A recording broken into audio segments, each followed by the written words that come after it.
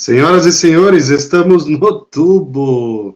Muito bem-vindos ao Teu Pensar, coração que pensa, mente que sente, o seu jeito teológico de pensar.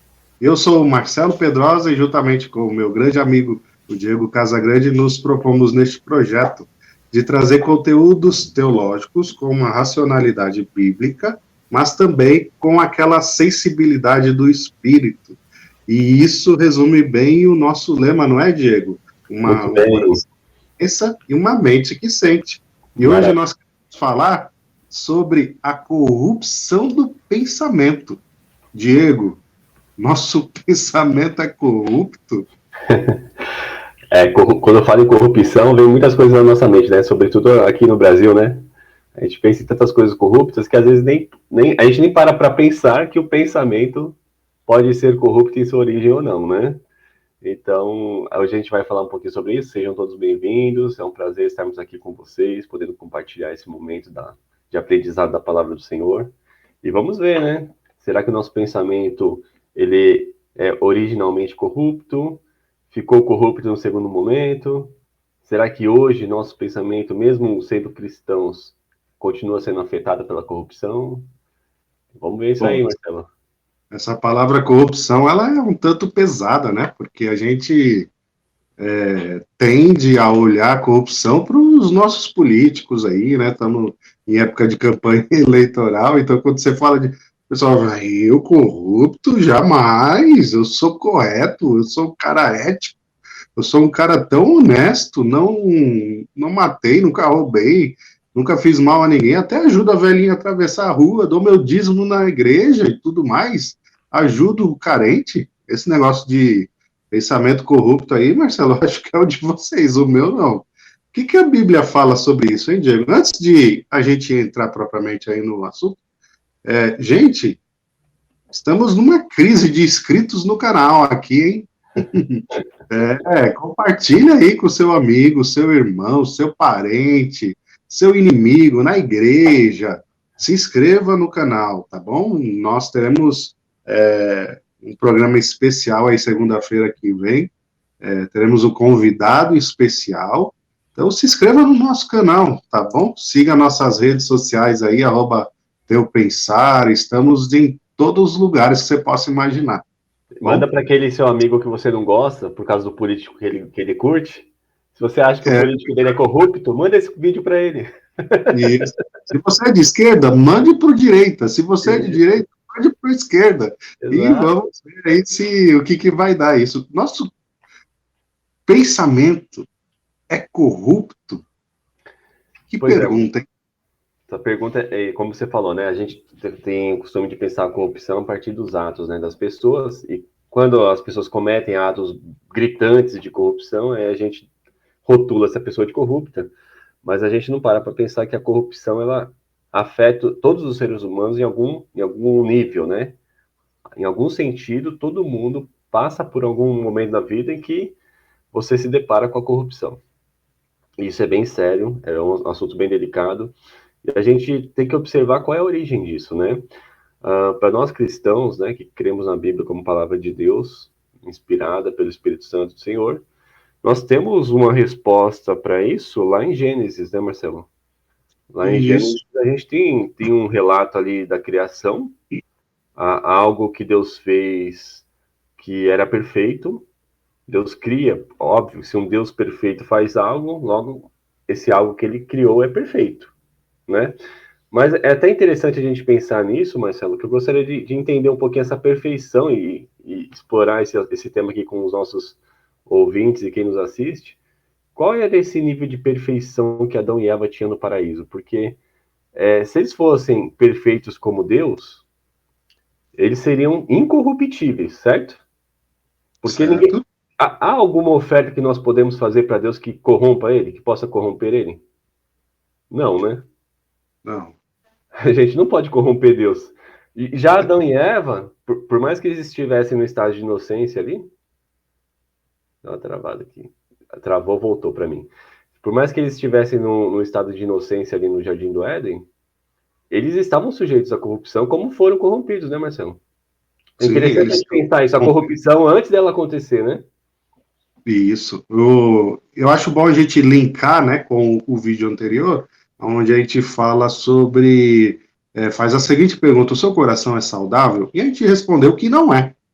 Então é óbvio que a gente está aqui numa continuidade, trazendo o link do vídeo anterior, que o nosso pensamento, ele sim foi corrompido. O homem ele foi criado à imagem e semelhança de Deus. E aqui o que queremos chamar de pensamento é justamente isso, tá? A imagem e semelhança de Deus.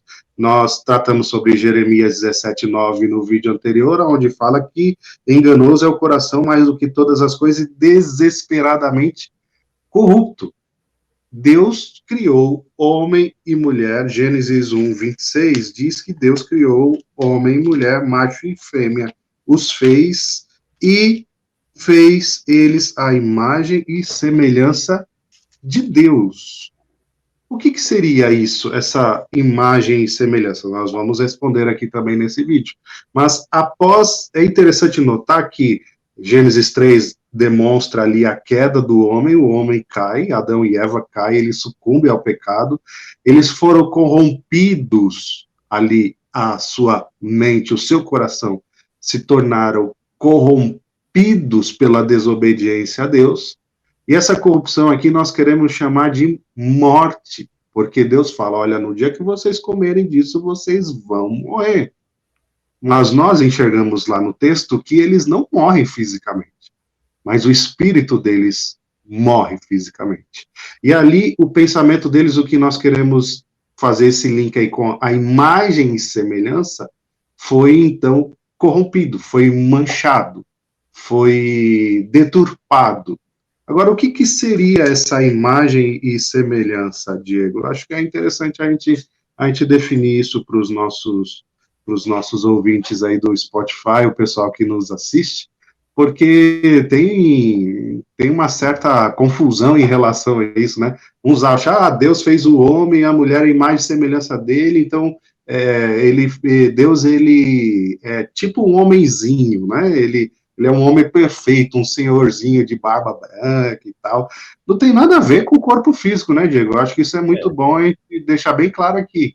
Tem um versículo que está em João, não vou lembrar agora o versículo. Gente, eu sou péssimo de lembrar referências bíblicas, tá? Eu lembro da palavra, eu lembro do conceito, da frase, mas eu sou difícil de cabeça de lembrar de endereço assim na Bíblia. Mas tem um versículo que fala que Deus é espírito, né?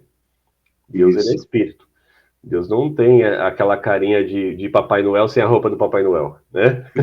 Que a gente está acostumado a ver, né? E isso vem habitando o imaginário do ser humano desde da Idade Média, né? Onde as pessoas retratavam Deus através de quadros, né? Tem uma pintura famosa em uma das catedrais lá em Roma, né? Deus tocando o dedo de Adão, né? Essa imagem é bem clássica, né? E a gente olha para aquilo e caracteriza Deus como um homem de cabelo branco e barba branca, mas nós somos imagem e semelhança de Deus no sentido de que nós temos a racionalidade, né? Nós temos a criatividade em nós. Deus nos dotou de criatividade, de autopercepção, coisa que os animais não têm. Seu cachorrinho, seu gato, ele não tem autoconsciência. Ele não sabe por que ele tem que comer, por que não tem.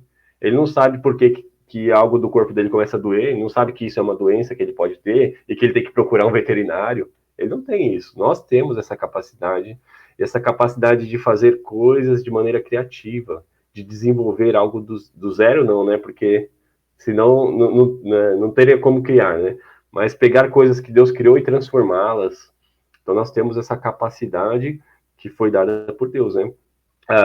Teologicamente falando, né? Nós, seres humanos, temos a imago Dei, né? Que é o termo teológico para isso. Ou seja, quando Deus cria todas as coisas, ele cria da matéria e coloca os animais, por exemplo, coloca neles vida, mas não dá o sopro do espírito neles. Então, eles são seres viventes, mas eles não têm o espírito vindo do próprio Deus. Nós não. Nós, diferentemente, recebemos esse sopro, né, de Deus. E isso é o que nos traz uma essência do divino dentro de nós, né, Marcelo? Isso é um ponto importante, né, Diego? Eu vou abrir uma lata de minhoca aqui agora, porque lá na criação, Adão e Eva, Adão, né, principalmente, ele, primeiramente, ele vê os animais, cada um com o seu parzinho, o leão com a leoa, e por aí vai. E ele sozinho, e Deus diz, olha, não é bom que o homem esteja só. Por quê? Porque não existia na criação animal nenhum bicho que fosse capaz de refletir a imagem e semelhança de Deus perante Adão, que era totalmente diferente da outra criação. Abri aqui agora a lata de minhoca. Gente, você que ama os seus pets, vou criar uma polêmica aqui, Diego. Ame muito os seus pets, mas não faça dos seus pets o seu filhinho. Não chame ele de meu filhinho, mamãe, papai, porque ele não é. Ele é uma criação que ele não reflete a imagem e semelhança de Deus.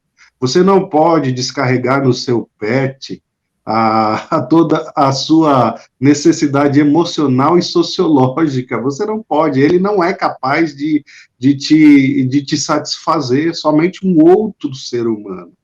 Agora, por que o outro ser humano não nos satisfaz? Porque a nossa imagem e semelhança do outro e a nossa foi manchada por causa do pecado.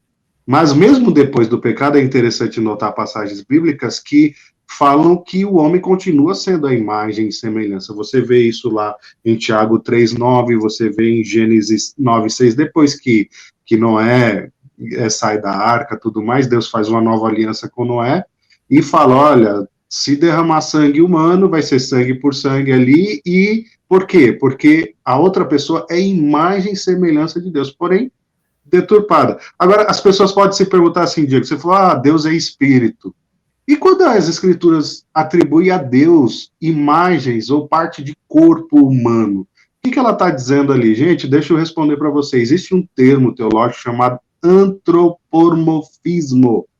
Nossa, Marcelo, que palavra difícil. Quando as escrituras... Aí, Marcelo, não me xinga não, meu. Antropomorfismo, olha só que palavra difícil. Isso é o termo usado, teologicamente falando, para aquelas partes das escrituras que atribuem a Deus imagem de corpo humano. Por exemplo, os olhos do Senhor contemplam justos e injustos. Não é que Deus tem olho, ele tem a visão, ele enxerga, mas ele não tem um olho como o nosso olho humano. Isso tem mais a ver com quem está ouvindo do que com quem está falando, né, Marcelo? Isso, ele tem esses atributos. Agora, o que seria a imagem de Deus? O Diego definiu bem, né? O ser humano ter a racionalidade. O animalzinho, a criação, ali no Éden, eles tinham instinto e vontade. Nós, seres humanos, temos intelecto, emoções e vontade. Isso vem dos atributos comunicáveis de Deus. Nós fazemos parte, Deus nos dotou com atributos que ele poderia nos comunicar. Existem os atributos que Deus não nos comunica, como, por exemplo, onisciência, onipotência, onipresença. Esses atributos Deus não nos deu. É inerente a ele. Mas existem alguns outros atributos inerentes a Deus que Deus nos deu. É por isso que, mesmo com um pensamento corrompido, algumas pessoas conseguem ser misericordiosas, bondosas, de uma maneira ou outra, porque isso Deus nos deu, colocou em nós essa capacidade dada por Ele, para que então pudéssemos ser, né, a imagem e semelhança dele. Muito bom. E por mais que essa imagem tenha sido arranhada, né, na queda, nós temos algo que a teologia vai chamar também de graça comum, né? Uma centelha de vida ficou em nós, né? Não tem como, né, o ser humano ser esvaziado totalmente da imagem e semelhança de Deus. Então, se há algo de bom no mundo, se o mundo não se deteriorou totalmente até aqui e ainda continua sendo preservado, embora esteja em avanço, né? Essa deteriorização esteja em avanço. E a gente lê na Bíblia que a tendência é piorar. Mas se não piorou tudo de uma vez só após a queda, é porque ainda assim o ser humano ele é dotado da graça comum. Ou seja, uma presença de Deus que ainda continua no ser humano, mesmo aqueles que não acreditam em Deus, que faz com que eles ainda tenham alguns pensamentos bons e possam produzir coisas boas para a sociedade como um todo.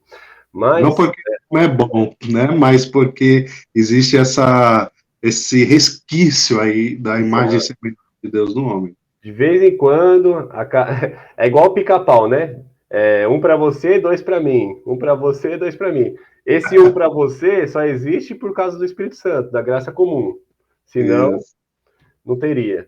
Mas quando, voltando lá para o Jardim do Éden, Marcelo, interessante que lá antes do pecado, Adão e Eva tinham um pensamento em paz, né? Tinha aquele pensamento tranquilo, tinha cabeça para poder produzir ali, cuidar do Jardim do Éden, desenvolver as atividades que Deus tinha dado para eles, tranquilamente. Não era aquela coisa assim, estou trabalhando aqui numa árvore, mas minha cabeça está preocupada, o que minha mulher está fazendo, hein?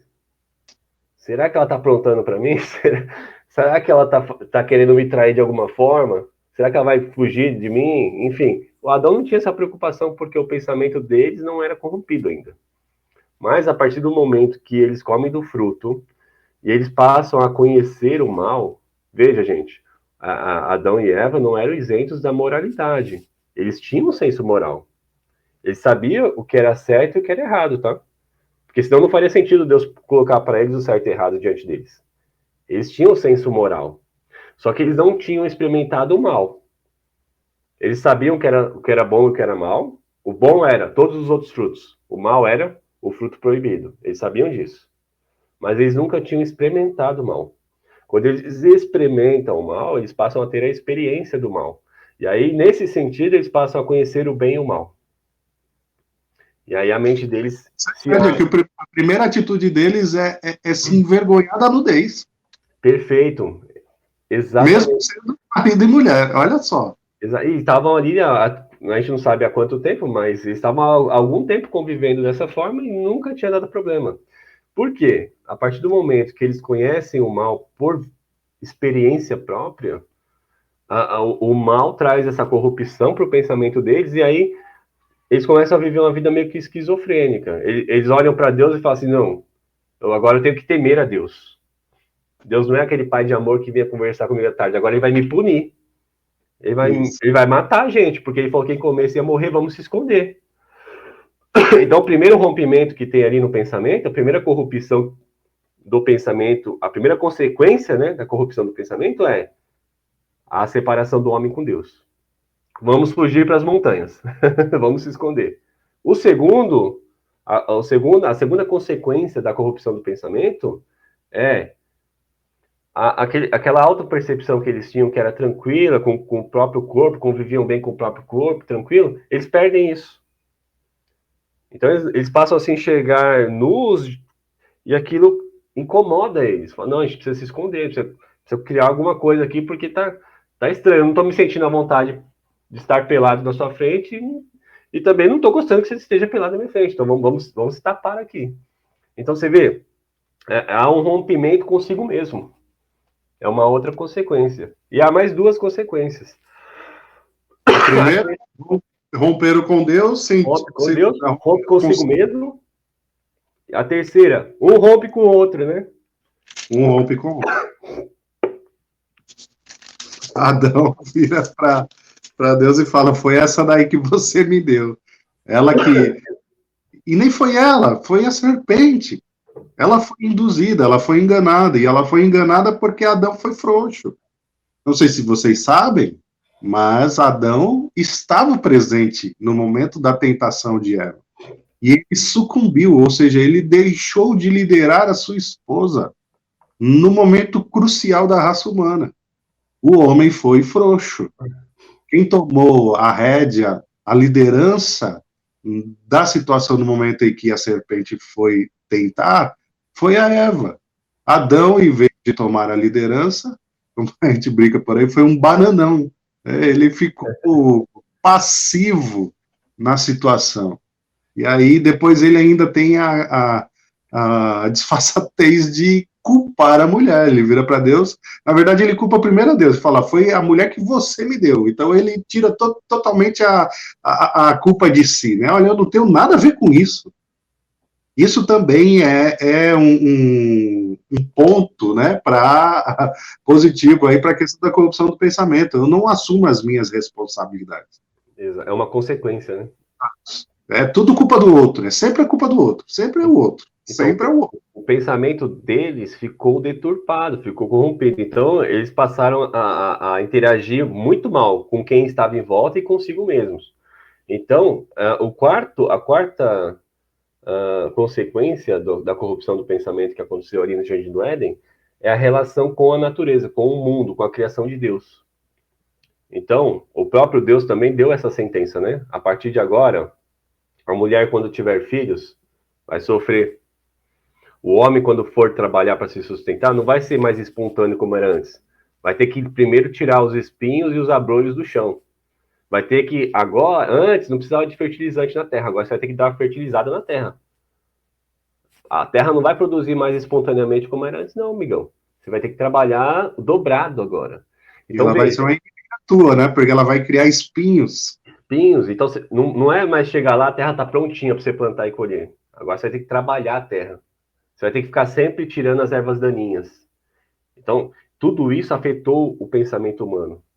A separação da relação com Deus, a separação na relação consigo mesmo, a separação na relação com o próximo e a separação na relação com o mundo, o ambiente onde você vive. Então, isso afetou o pensamento humano de maneira cabal. De modo que hoje, nenhum de nós temos 100% de paz o tempo todo. Por quê? Ou você está se sentindo culpado em relação a Deus, ou você está se sentindo culpado em relação ao seu próximo, ou você não está bem consigo mesmo, ou você não está bem com o mundo. Eu não tenho emprego, eu não tenho trabalho, estou desempregado. Ah, eu queria fazer um curso, não consigo. Ah, fulano é próspero, eu não sou.